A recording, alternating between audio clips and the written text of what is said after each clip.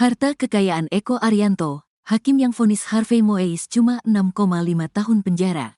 Sosok Hakim Eko Arianto kini menjadi sorotan, tak terkecuali harta kekayaannya, setelah ia menjatuhkan vonis 6,5 tahun penjara ke Harvey Moeis. Diketahui, Harvey Moeis menjalani sidang putusan atas perkara dugaan korupsi tata niaga komoditas timah yang merugikan negara sebesar 300 triliun rupiah. Dalam sidang putusan tersebut, Harvey Moeis divonis cuma 6,5 tahun penjara oleh Hakim Eko Arianto. Harvey Moeis juga dijatuhi denda 1 miliar rupiah dan diwajibkan membayar uang pengganti R210 miliar.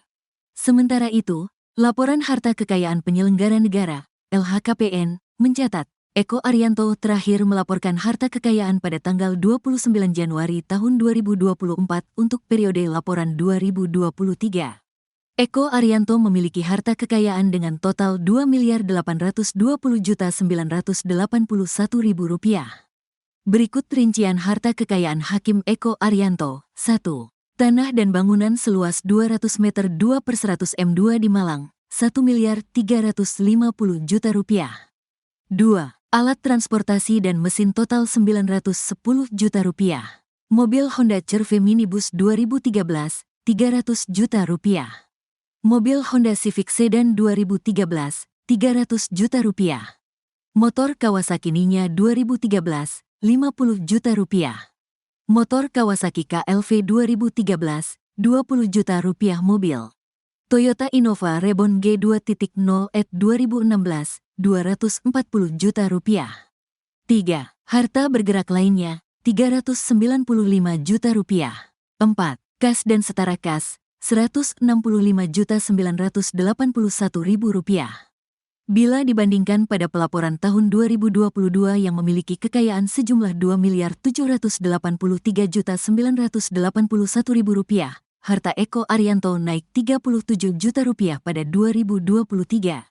Dikutip dari laman Pengadilan Negeri Jakarta Pusat, Eko Arianto lahir di Malang, Jawa Timur pada tanggal 25 Mei tahun 1968. Hakim yang berusia 56 tahun ini adalah pegawai negeri sipil, PNS, dengan golongan 4D.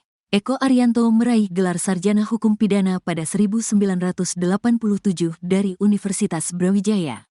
Ia lulus S2 Ilmu Hukum dari Iblam School of Law pada 2002.